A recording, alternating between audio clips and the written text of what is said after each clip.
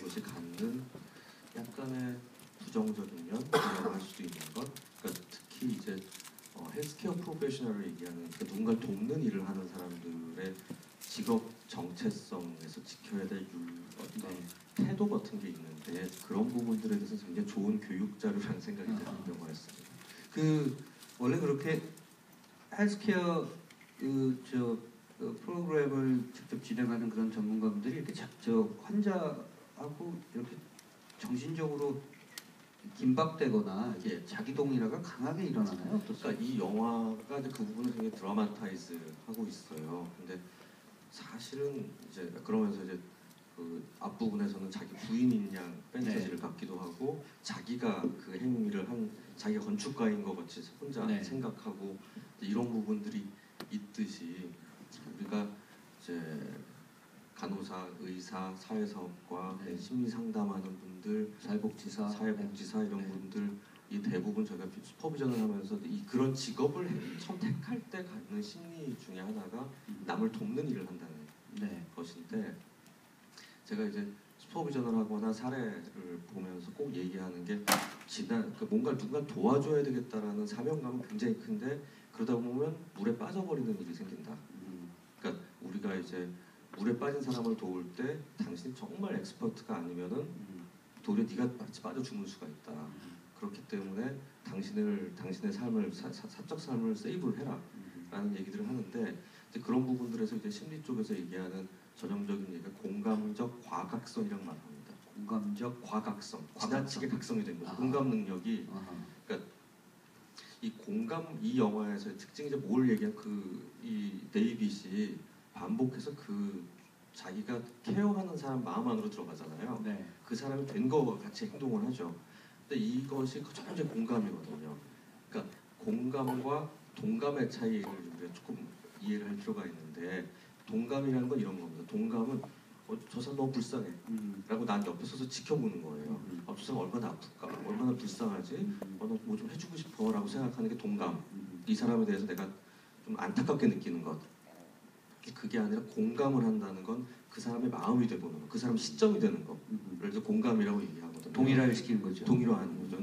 근데 그런 것들이 있어줘야만 정말 그 사람을 느낄 수 있다고 우리가 얘기를 하는데 어떻게 보면 그런 걸 우리가 또 교육을 하고 가르치기도 하고요. 그게 잘 돼야만 이제 잠깐 그 사람 마음이 돼봐야만 정말 그 사람을 이해할 수 있으니까.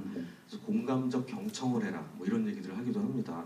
근데 이제 이 데이빗 같은 경우 거기에 한번 들어가 못 빠져나오는 그것이 이제 자기 아들의 죽음과 연관된 트라우마가 빚어낸 걸까요? 아니면 이것도 어떻게 보면 일종의 정신병력적 그런 측면이 있습니까? 그러니까 저는 이제 그게 너무 지나친 사람의 문제일 거라고 생각했었는데 그 원인들이 이제 등장하게 되는데 뭔가 왜 저 사람은 저렇게 했을까에 대해서 생각해보면 그냥 우리도 알 수는 없지만은 그 아들 문제가 있을 때는 동감만 하고 있지 않았을까. 그러니까 내 입장에서 얘는 또 사는 것보다 죽는 게 나을 것 같아라는 생각을 했었는데 거기에서 왜 나는 그 죄책감이 막 생겼을 때 그것을 제대로 하지 못한 이유는 그 아이의 입장에 돼보지 못했기 때문이다라고 생각을 해서 벌충을 하는 거죠. 벌충해서 자기가 꽤 오랜 시간 집을 나가서 아마도 늦은 나이에 간호사 자격증을 땄을 수도 있고 굉장히 오랜 기간 그런 행위를 오랫동안 이제 해왔지 않았을까? 아마 그 짐작하거든요. 법적 제재를 좀 받았거나 그 아들의 죽음과 연관돼 있어서 그런 측면 때문에 가족과도 헤어지게 됐고 또 그 커뮤니티에서도 떨어져 살았던 아마 고립의 시기가 있었던 것 같은데 그게 투옥이 됐었던 과정인지 여러 가지 그것은 좀 오픈돼서 처리하고 있는 것 같아요. 어쩌면 저는 그 영화를 보면서 그런 생각도 들었었는데 이 데이빗이 팀 로스가 일종의 어떻게 보면 신의 영역을 건드리고 있다. 그래서 제가 아까 들어오기 전에 밖에서 잠깐 누군가 그런 얘기를 했었습니다만 결론을 이렇게 지을 수밖에 없었던 것은 사실 인간적 영역에서의 드라마를 매듭 지을 수 있는 그런 상황은 아니라는 거죠. 어쨌든 죽음에 대한 선택을 스스로 하게 하는 건데 신의 입장에서 봤을 때는 충분히 이해는 하지만 용서할 수 없는 그런 관점과 관점에서 아마 결말 부분 저렇게 처리하지 않았을까 하는 생각이 들었었어요. 그러니까 이 뒷부분에 이제 그 약간 의학적인 설명을 드린 게그 마사가 원하는 거는 네. 이제 조력적 자살이라 조력 자살, 조력적 안락사를 원하는 겁니다. 이제 그걸 해달라고 그런 거였고 세계 어디에서도 허용되지 않고 허용되진 않지만은 네. 그거로 가장 유명한 사람은 잭 케보키안이라는 이제 의사가 있었습니다. 네. 그래서 네. 잭 케보키안이라는 사람이 예전에 알파치노가 한번 연기한 그 영화 윤호잭에 나왔던 그 사람이 이제 150명 정도의 이제 말기 환자들을 이제 주사제로 케보키안 머신이라는 걸 만들었습니다. 그래서 그거로 안락사를 시켰고 그 각 주별로 이제 소송이 걸리고 뭐 이런 일들이 있었는데 이제 그 얼마 전에 그 기계가 뭐 경매로 나온 적도 있었고요. 그러니까 그 여기 이제 마사가 달고 있던 게 케모포트라는 거거든요. 원래 이제 거기 쭉 주게 되는 게 그 항암 치료를 위해서 항암 치료 약이 너무 독하기 때문에 이 말초 혈관으로 하면 다 혈관이 타 죽어버리니까 이 깊은 두꺼운 정맥에 이제 정맥을 연결해 놔서 안에 심어놨어요. 이제 거기다 이제 주사제를 바로 집어넣으면 훨씬 혈관을 세이빙할 수 있어가지고 그걸 만들어 놓은 게 있는데 그거를 전 처음에는 그냥 와서 이제 치료를 다시 받기 시작하나 했었거든요. 근데 그게 케모키안 메소드를 쓴 거더라고요. 그러니까 일반적으로 이제 하는 방법이 그 마취제를 줘서 재우고요. 진정제를 줘서 재운 다음에 칼륨, 포타슘이라고 하는 전해질 용액을 주사를 합니다. 전해질 포타슘이 혈중 농도가 어느 이상 올라가게 되면 자연스러운 심장마비가 오거든요. 그거로 심장마비를 이제 일으키게 되는 방식이기 때문에 이제 세층 안락사, 그러니까 고통 없이 잠을 잔 상태에 그걸 하게 되는 면들을 이제 보게 되는 게 이제 케보키안 메소드인데 결국은 이 전에 그런 일들이 있었음에도 불구하고 또 한 번 의지에 의해서 그런 행동을 하는 부분들은 굉장히 복잡한 마음을 갖게 했을 것 같아요. 그 조력적 자살이라고 표현하셨는데 의학계에서 여전히 뜨거운 문제이죠. 요즘 조금 더 논쟁이 더 뭐랄까 이렇게 격화되고 있다고 할까요? 좀 그렇습니다. 그 문제에 대해서 이제 우리나라에서 이제 안락사 문제, 그러니까 DNR 문제라든지 존엄사라는 표현을 요즘 쓰고 있죠. 그 존엄사라는 표현을 쓰고 있고 법제화가 지금 되고 있는 면이 있습니다. 그래서 근데 요새 하는 건 정말 무슨 약을 주거나 하는 건 아니고요. 지나친 의료 행위를 하지 말자. 뭐 그러니까 끝까지 이제 뭐 어떻게든 우리는 이제 인공호흡을 한다든지 기계를 달아놓으면 살려놓을 수 있으니까. 근데 그러지는 않는 자연사를 할 수 있도록 돕는. 근데 왜냐하면 그게 그동안 문제가 됐던 게 일단 병원 안에 들어오면은 의사들은 살려놔야 되고 안 그러면 살인죄가 되거든요. 그런 부분들 때문에 좀 법제화가 되고 있는데 우리나라도 이제 그러니까 종교계에서는 아직 굉장히 반대를 하고 계시죠. 이상한 질문입니다만은 하지연 선생은 어떤 입장이시죠? 저도 뭐 이렇게 지나치게 오랜 치료를 받는 것은 반대. 저 개인에 대해서도 반대하는 입장이고요. 그러니까 그 마사도 그랬지만은 일반적으로 암 진단을 받거나 어떤 문제가 아주 심한 중증 질환을 받았을 때 실제로 자살을 하는 사람들의 프로파일을 보면은 젊은 고학력자인 경우가 많습니다.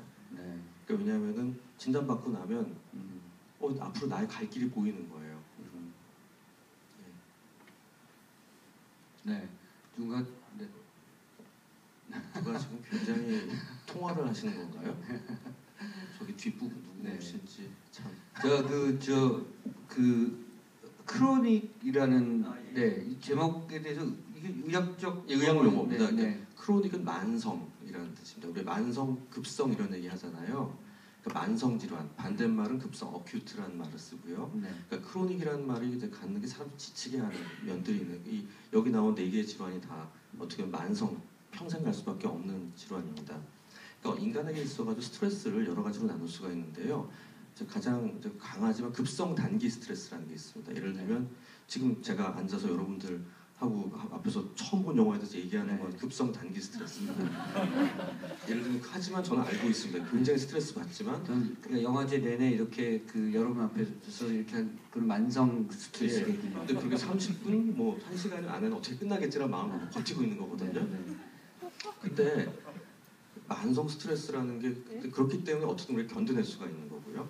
근데 이 만성 스트레스라는 게 제일 어려운 무서운 거라고 합니다. 시작도 잘 모르겠고 끝도 잘 모르겠는 경우에 예를 들면 집안에 치매 환자가 계신다든지 아니면 시리아 난민들 같이 난민 상황이 됐는데 벗어날 길이 어떻게 할 수가 없는 상황이 됐다든지 또 이런 만성 질환에 이완된 경우는 경우 사실은 가랑비에 옷 젖는다고 이 경우에는 굉장히 사람이 힘든 상황이 벌어지고 그 주변 사람들도 매우 괴로워지는 부분이 있기 때문에 이 영화에서 얘기하고자 하는 부분들은 어떤 우리 사회가 노령화 사회로 가고 두 번째로 의학이 발전하면서 네.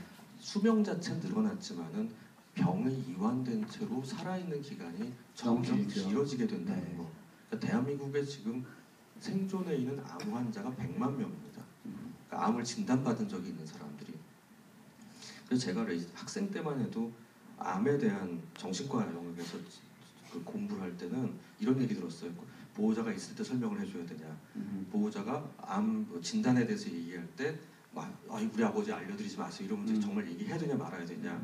아니면 죽음에 대해서 준비를 어떻게 시켜야 되냐 이런 얘기만 했었는데 요새 그런 얘기 거의 안 하고 그것도 있지만 그것보다 더 중요한 건 암과 함께 살아가기.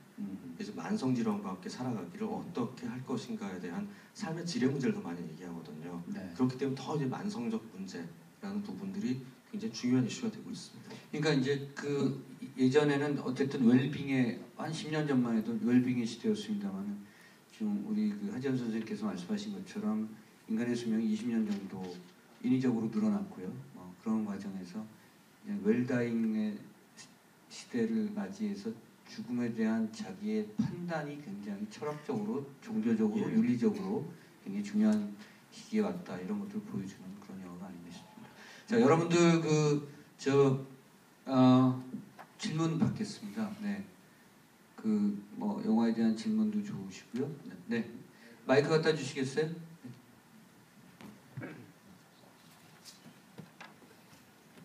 질문 있습니다.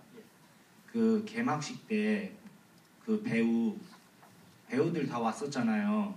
그 언제 갔었어요?